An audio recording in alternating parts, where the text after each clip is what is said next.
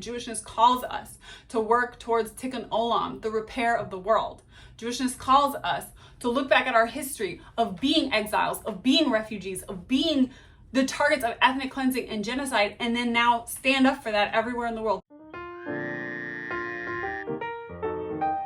Hi, my name is Sim Kern. I'm a Jewish author. I published last year a very Jewish book called Depart to Part, and I'm here today to explain why I completely support a free Palestine. So this is going to be kind of ranty because I'm very amped up about all this stuff, and I want to get this message out because bombs are falling and protesters are being shot right now, and it's important for all of us to speak up. So this can be a very difficult topic to talk about, and it can, certain words and phrases can be very triggering for people and make them just kind of shut down and dismiss you as an anti-Semite or a self-hating Jew.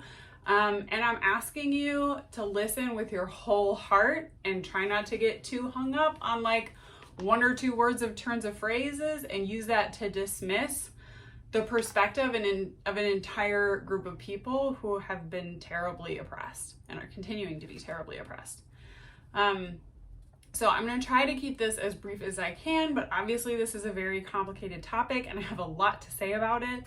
I'm going to start by trying to give a brief overview of the history of Palestine and Israeli oppression in Palestine, and also what's going on in Palestine right now and has been happening in the last few weeks. And again, I might get some minor details wrong. I've done my best, but this is my understanding of the situation. And for those of you who maybe just don't have any idea what's going on, it's going to be an overview.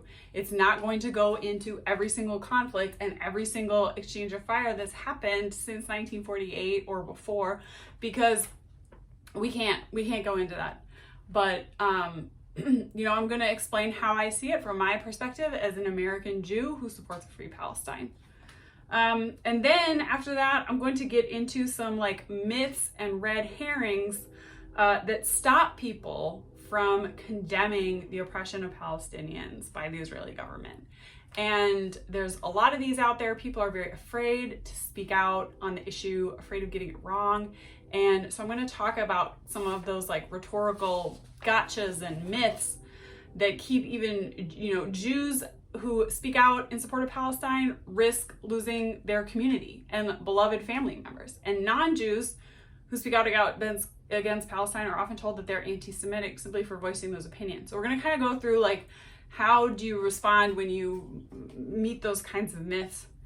And then the last thing I want to talk about is even though it is very fraught for Jews to speak out about Palestine, why do I choose to anyways? And why you should as well. And it's not enough to just donate to a charity and forget about this.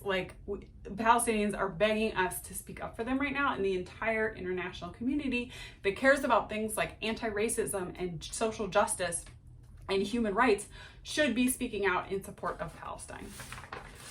So we'll start with my best attempt at a 5-minute history lesson and some context of what's going on. I wanted to start with talking about my experience last Saturday, marching with the Palestinian community here in Houston. So last Saturday was the 73rd anniversary of the Nakba, which was the expulsion of indigenous Palestinians from their homelands by the Israeli government in 1948. It actually started in 1947 with paramilitary groups, basically militias, just Jewish people with guns showing up to Palestinian villages, sometimes killing people. There was a famous massacre of 100 Palestinians in one village and just kicking them out and saying, we have bigger guns than you, get out, this is our land now. And then in 1948, Israel declared independence with the support of the European countries that had previously been colonizing and oppressing Palestinians. And Israel declared its independence, and Palestine said, no, we've been living here. This is our land too. We're here. And what happened was, the Israel had just such a more powerful military. The Palestinians were really indigenous people at this time. They did not have advanced weaponry and technology and the backing of these European superpowers. And so Israel sent into exile between 750,000 and 1 million Palestinian refugees. And that refugee community has swelled to now over 7 million Palestinians worldwide are still refugees, still living in exile, and cannot return to the villages and the farms and the families that they were kicked out of. During the Nakba, not only were entire Palestinian towns and villages just cleared of people, just marched out at gunpoint, but the olive groves, these century-old olive groves, the agriculture that they relied on were cut down by Israeli forces so that they would have no land and no agriculture to return to. And that's one of these places where indigenous justice is always going to intersect with climate justice. Palestinian, I'm always going on about climate. I'm a climate person. I'm a climate fiction writer. Israel introduced European crops that were invasive to the region. In addition to colonizing the people, they colonized the ecosystems. They destroyed these olive trees that were very appropriate agriculture for the region, and introduced European crops that were devastating to the local agriculture, and require way too much water and stuff to grow. And ever since the Nakba, there has been an ongoing apartheid. Basically, these Palestinians, this 750,000 to 1 million, who were forced off of their lands and their villages, were given a few very small sections of the country in which they were allowed to go. Many fled to other countries, but those who stayed were forced into very small territories, Gaza, the West Bank, these small areas of land. And what's happened is, ever since then, they've been living under what the Human Rights Watch calls apartheid, which is, a state where you just have two completely different classes of citizens. Palestinians don't have the right to vote. They don't have a say in government. They are forced to go through humiliating and often abusive military checkpoints just to move around the cities that they live in. They don't have economic opportunities. They don't have the ability to regulate their own infrastructure. They don't have enough land to grow their own food. They're completely dependent on Israel. And many people in the Israeli government right now, including Benjamin Netanyahu, its leader, have openly said they want Israel just for Jews. They don't want the Palestinians there. And they've been pursuing this slow ethnic cleansing for 73 years of pushing Palestinians into smaller and smaller areas. Even those areas which were given to the Palestinians after the Nakba, ever since then, Jews have been pushing the buck, and the Israeli settlements have been just illegally on land that, according to the treaty, was given to these Palestinians. They build Jewish cities. I heard about a really nefarious tactic when in the 90s, a Jew of my generation brought this up on Twitter, that in the 90s, he was paying and fundraising for a charity that would plant pine trees in Israel under the guise of restoring the ecosystem and healing the planet. Well, these pine trees are, turns out, toxic to the soils, and destroyed the local agriculture that the Palestinian communities were relying on, because they're very acidic, and it was a non-native pine tree. And this was a cynical plot to displace more Palestinians so they could build more Israeli settlements. And stuff like this has been going on ever since the Nakba, and Palestinians have been forced into smaller and smaller areas. And for the last, I think it's 13 years, I'm going to link to an article. I'm going to link to so many resources in the description, so many articles to back up everything I'm saying. I think for the last 13 years, all of the borders, for example, in Gaza have been closed. It is an open air prison. 2 million people live in Gaza, and they have no ability to leave. They cannot go across the border to Egypt, and they cannot go into Israel. And they're trapped there. And it's an entire generation now of kids growing up in this horribly oppressed city. They have no future. They have no economic prospects. The life expectancy is very young. There's a horribly high incidence of childhood suicide in Gaza because of how futureless the people in this population feel. Now, when you have taken a people and you have stolen their land and you have killed so many of them in violent attacks, and they were displaced to begin with, and they never got any justice, and then they're denied economic opportunity, and they are denied citizenship, and they are denied any kind of political power to better themselves. And then when they protest, they are brutally cracked down upon with violence. What do you think is going to happen? Like, the only recourse these people have left is violence. And so this is where you get the like both sides argument and people saying, oh, Palestinians, you know, well, they attack Israelis too, but you have to look at the power imbalance, just like Trevor Noah was saying. I mean, and you have to look at the history starting with the Nakba. And Jews say, well, you have to look at the history starting with the expulsion of Jews from Israel. But that was thousands of years ago. The Nakba was 1948. Like, a wrong done centuries ago or millennia ago does not make right the same evil done today. And I don't understand why my Jewish brethren cannot see this. Is very frustrating, but they've swallowed a lot of Israeli and Zionist propaganda that make them, unfortunately, I think, dehumanize Palestinians and just really not consider their point of view. So that's the Nakba. Okay, it hasn't been 5 minutes, but we're all going over. Now, what's going on now? So you've got this population of Palestinians living under like a crushing, brutal apartheid. And what happened just over the last few weeks was a family that was displaced, not one family, several families that were displaced during the Nakba to this Sheikh Jarrah neighborhood in East Jerusalem. These were families that were kicked out of their ancestral villages in 1948, and they were forcibly displaced to East Jerusalem as a refugee camp. Well, now the Israeli government is saying, wait, we have deeds, or we have legal documents that show that before 1948, those houses were owned by Jews. So now actually those houses that you were displaced to after we kicked you out of your old homes, now we want those too, and you have to get out. This created a rash of protests, Palestinians standing up in solidarity, and one of the most successful social media campaigns that we've ever seen. And I'll go into the reasons later about why it's so difficult for Palestinians to get traction on social media. But they were making a difference. Maybe because the BLM protests last summer and all of the like racial awakening that has happened around the world, like people are seeing the situation in Palestine more clearly. The Save Sheikh Jarrah hashtag started trending.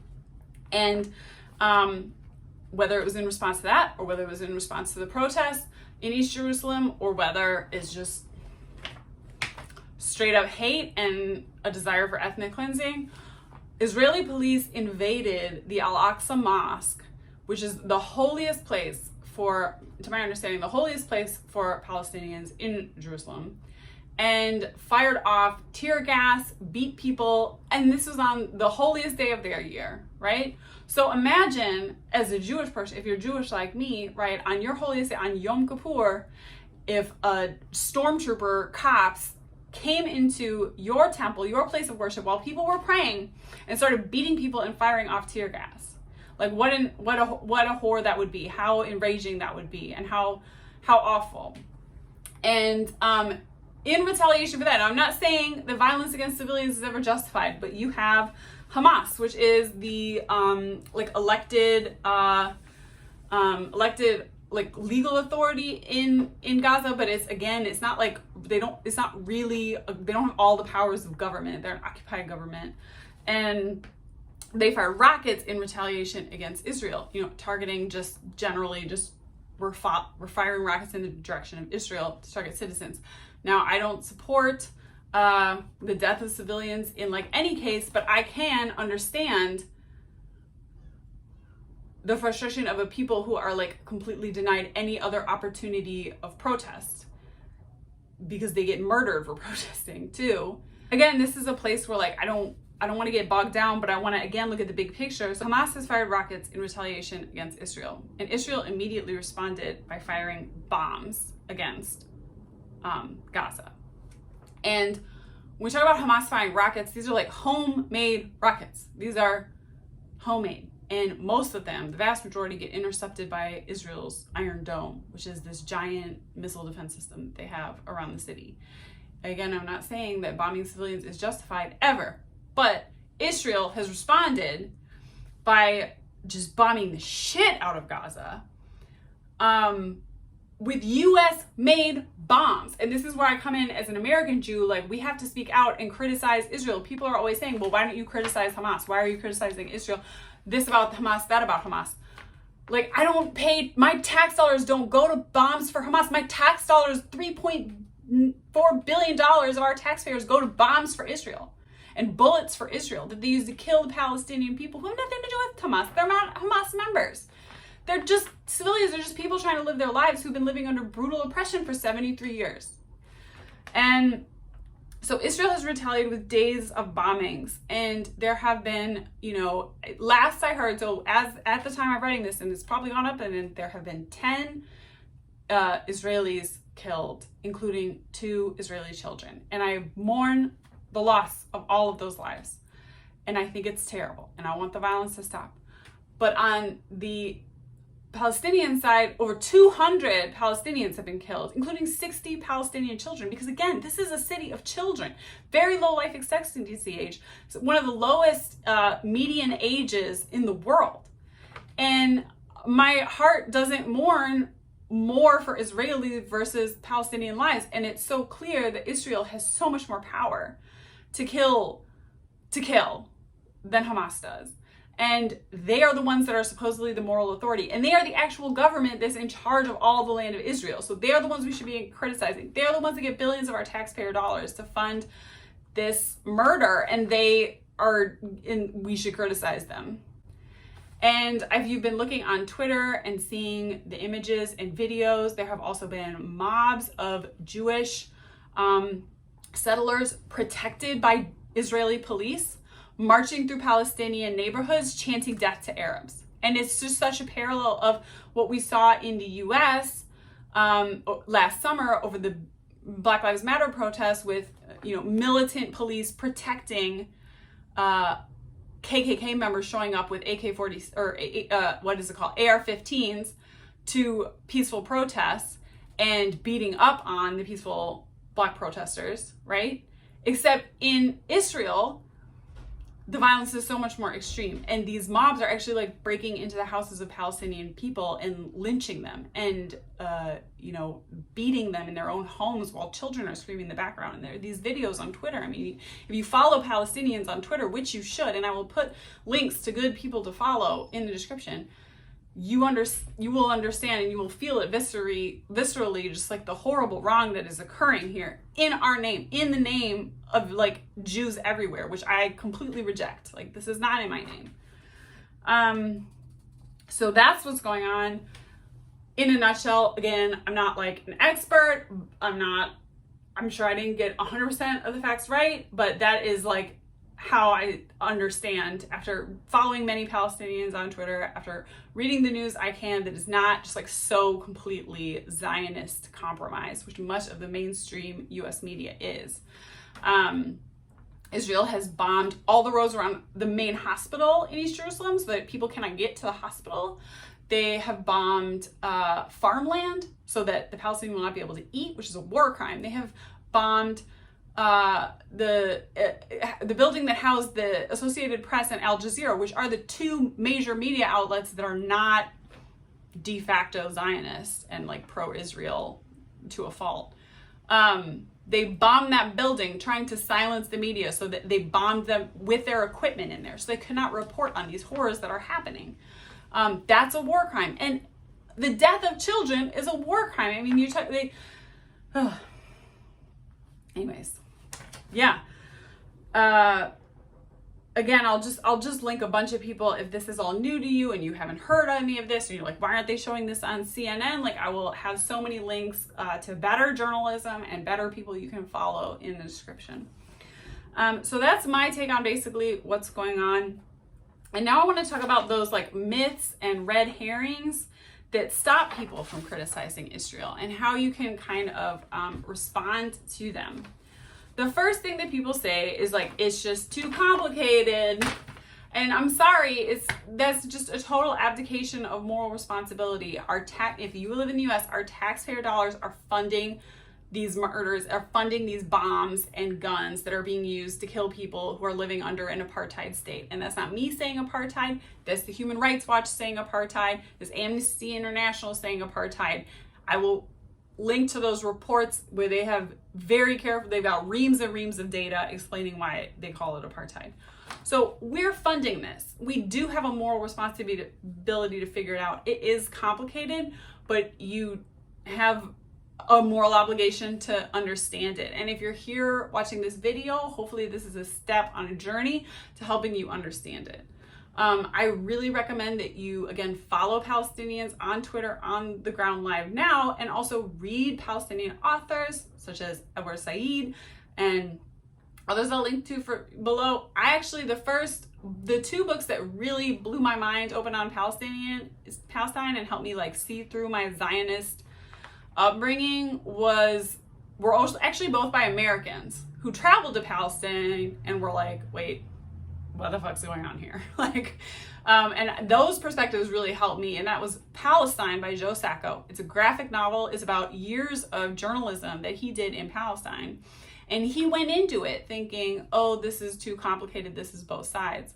But as he was living there, you see him realizing that the oppression is very, very dominant in one direction. And so that book is called Palestine. And again, it's a graphic novel. You can read it in a day and it will change you for a lifetime. And it is journalism. It is visceral, powerful journalism. It contains so much history. And I think the format of a graphic novel is like really powerful. So don't skip it because it's a graphic novel and you think they're like not legit. And I would also really recommend Angela Davis's Freedom is a Constant Struggle. That was the book that made me realize like you cannot be anti-racist about the US and ignore what's happening in Palestine, and talking about the importance of international solidarity movements between all oppressed and enslaved and indigenous people and people living under apartheid. And that means Native Americans, indigenous people all over the continent, Black people who, who are descendants of chattel slavery, Black people who were colonized in Africa, and Palestinian people for sure. So like that Freedom is a Constant Struggle by Angela Davis. Like that one also was like huge for me. And yeah, so it's complicated, but like you need to hear a perspective. And I'm sorry, reading CNN or MSNBC is not like getting both sides. It's not like they say it's both sides, but they're like heavily skewing it to make it seem both sides. They have to bend over backwards rhetorically. You see, people have been, screenshotting articles on Twitter showing how deaths, when Palestinians are killed, it's deaths, or they were died in clashes. It's passive voice. And when Israelis are killed, however, it's Hamas killed X number of Israelis with rockets. Like it's active voice. So there's all these rhetorical tricks that journalists in the U.S. have been conditioned to use to paint Israel is the good guy and Palestine is the bad guy. Another thing you'll hear is just like it's anti-Semitic to criticize Israel at all. And like I can be your friendly neighborhood Jew who's critical of Israel being like, no, it's absolutely not. And that is just such a cheap ploy. Sometimes people critical of Israel say anti-Semitic things at the same time. But it's not inherently anti-Semitic to criticize Israel. And I'm disgusted by that notion because to me, saying that is anti-Semitic. Because my Jewishness has nothing to do with Israel. How dare you say my Jewishness is connected to a settler colonial state? Like, how dare you define my Jewishness by the actions of a brutal, hardline authoritarian apartheid regime? Like, fuck no. Judaism and Israel are separate, and to conflate them is anti-Semitic. That's my take on it. And I get really frustrated with that. And, tag me in. If you want to criticize Israel and someone says, oh, you're being anti-Semitic criticizing Israel, like tag me in. Maybe this video can help you. Like tag me in on Twitter. Like I'll be there. No, it's not. That's such a corruption of what my Jewishness is to me and what I think Jewishness calls us to do. Jewishness calls us to work towards tikkun olam, the repair of the world. Jewishness calls us to look back at our history of being exiles, of being refugees, of being the targets of ethnic cleansing and genocide, and then now stand up for that everywhere in the world. That's always been what Jewishness means to me. And the fact that the Jewish American community, is not able to see that that's what's happening in Palestine is a fucking embarrassment to me. It disgusts me. It really does. And I am organizing right now with other Jews who feel the same way to try to speak to the Zionists in our community and help them see and bring them over. And that is like our work to do. But that should not stop you, if you are not Jewish, from feeling like you can you can see with moral clarity what's going on here. Another thing that you'll hear, don't wade in if you're not either Israeli or Palestinian. It's not our place to wade in. I'm sorry, if you're silent in instances of oppression, you are siding with the oppressor. Like, it is not a morally right thing to do to not speak out when you see oppression happening and you see this this not one-sided, but like heavily skewed to one side violence, and one side with all the power, just brutally oppressing an ethnic and religious minority in a country. You should speak out. Another rhetorical trap they'll draw you, they'll say it's just about religion. It's just about religion. Jews and Palestinians hate each other. That's it. Again, how insulting, how reductive. Absolutely not. Like, every Israeli does not support Netanyahu. There are many voices in Israel calling for peace with Palestine who have nothing against Palestinians. There are, for sure, though, documented on camera this week, groups of Israeli, far-right settlers marching through Palestinian neighborhoods shouting death to Arabs. That's for sure happening. And their government, Netanyahu said, we want Israel like just for the Jews. Like, that's for sure how he feels. And that's racist and awful and everything. But to conflate, but for many Jews, it's not about that. And for many American Jews, we are pro-Palestinian. We don't hate Arabs. It's just they think, unfortunately, a lot of Jews have been snookered into this idea that to be a good, they believe the Arabs hate us. They believe the Palestinians, calling them Arabs erases their identity and their connection to the land. Saying Palestinians, they believe that Palestinians like inherently hate Jews and want to throw us in the sea. They hear the slogan, from the river to the sea, Palestine will be free. And they don't hear, this land will be free for everyone. This land will be a free place for everyone who lives here. They hear, the Palestinians want to like literally push us into the sea. They want to genocide us. And that's not the case, I think, for the vast majority of Palestinians that I've encountered. Again, I was at this march. We were carrying signs, Jews for a free Palestine. Didn't encounter one instance of anti-Semitism. We only had people coming up to us. This was last Saturday. It was the anniversary of the Nakba. We were marching. It didn't have anyone come up to the anti-Semitism, but many people came up giving us heartfelt thanks. One mother gave me like tearful thank yous, told me, you and me someday in Jerusalem, with tears in her eyes. Like, we had other parents asking, lots of people asked to take pictures with us. A mother came up and asked for her children to take a picture with us. Like, it was a very powerful and heartfelt thing. And all these people were thanking us. And I could not say you're welcome to them. Because to me, it's the basic, minimum, decent thing that a Jew in America can do is stand up for Palestine. It like makes so much sense. I have so much moral clarity on this based on our history and based on what our religion teaches us.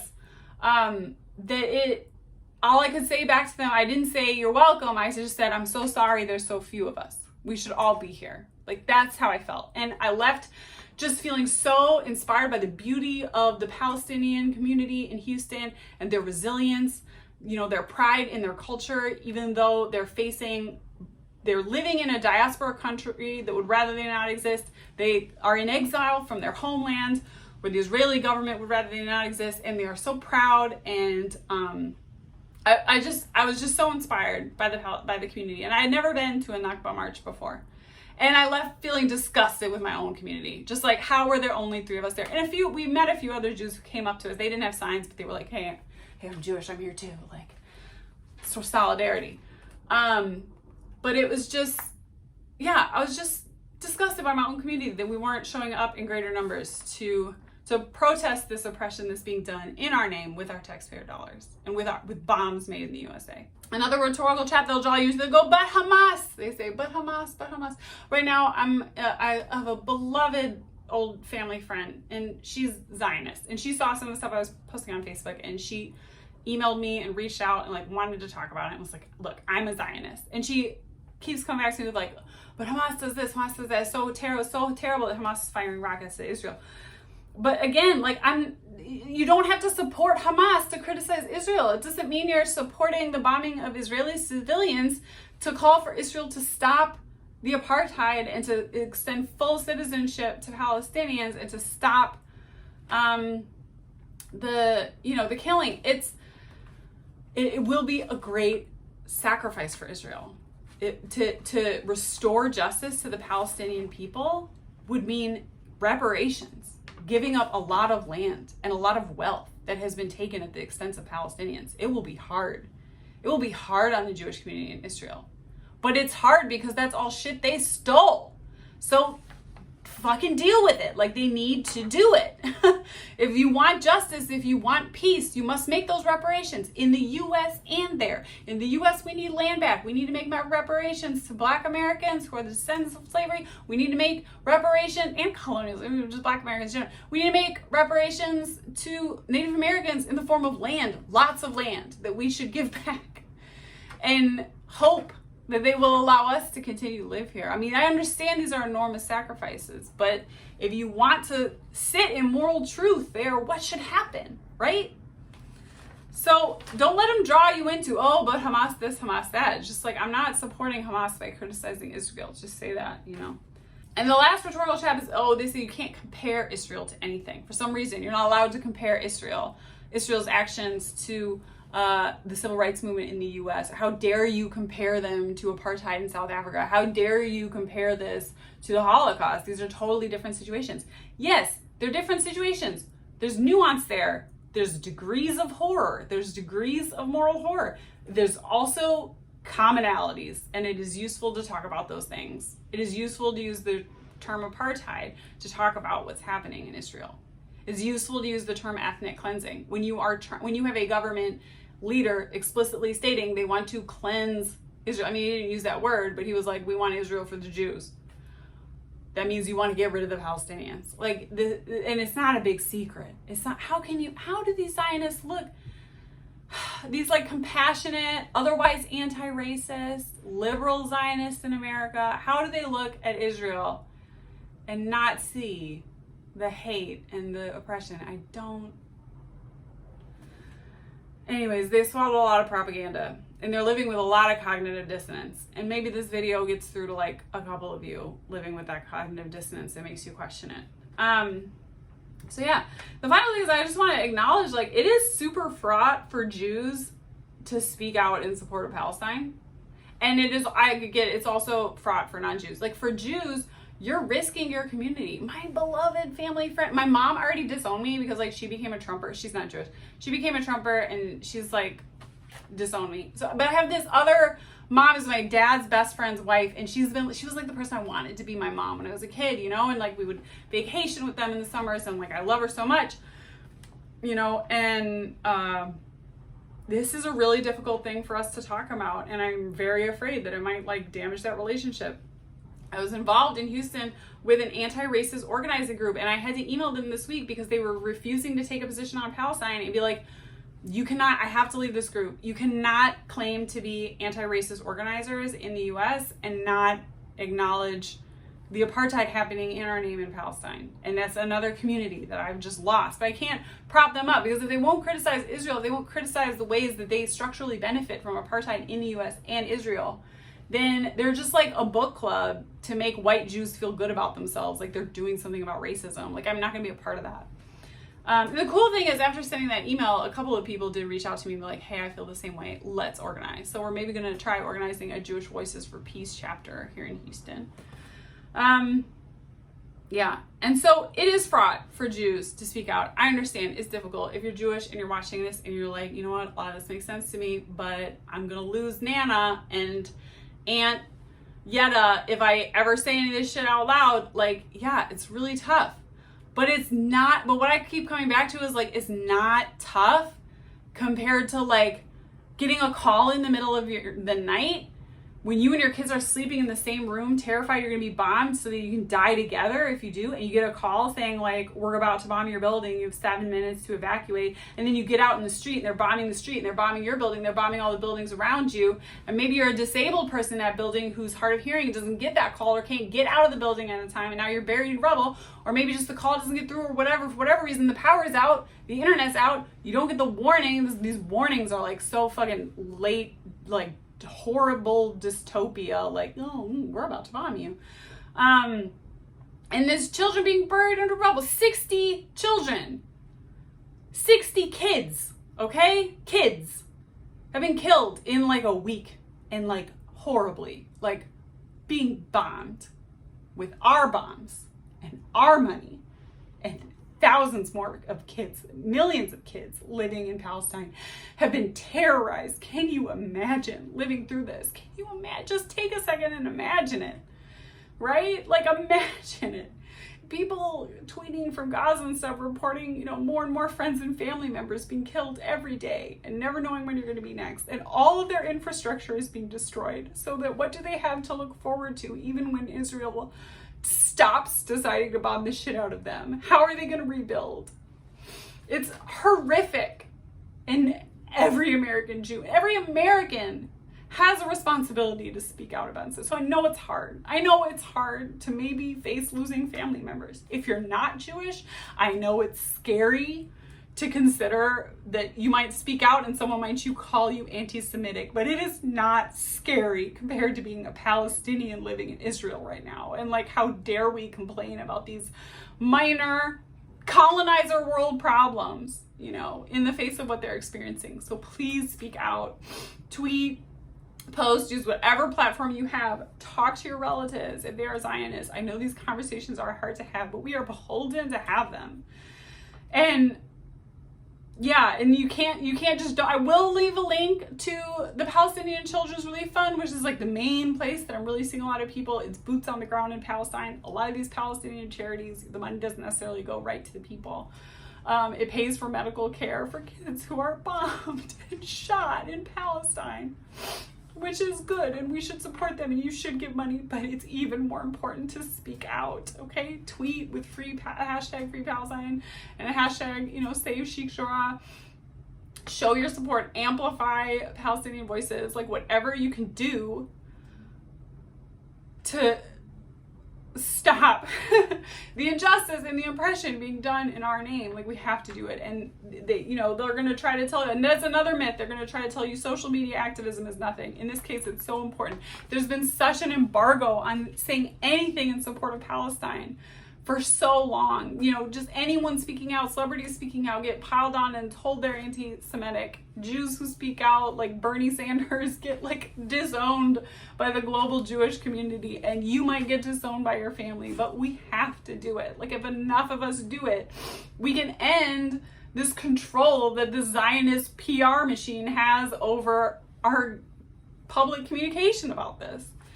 And I did see a tweet that was really heartening. Gosh, I will credit, if I can find it, I will credit who said it. It was a Black organizer on Twitter, and they were saying, you know, just love to see how BLM protests last summer primed people to support Palestine this summer. And I do think that's what is happening. I have to take hope in the fact that there is a growing global consciousness of what settler colonialism looks like, and what state oppression of minorities looks like, and how we should stand up to it. And I hope that you will.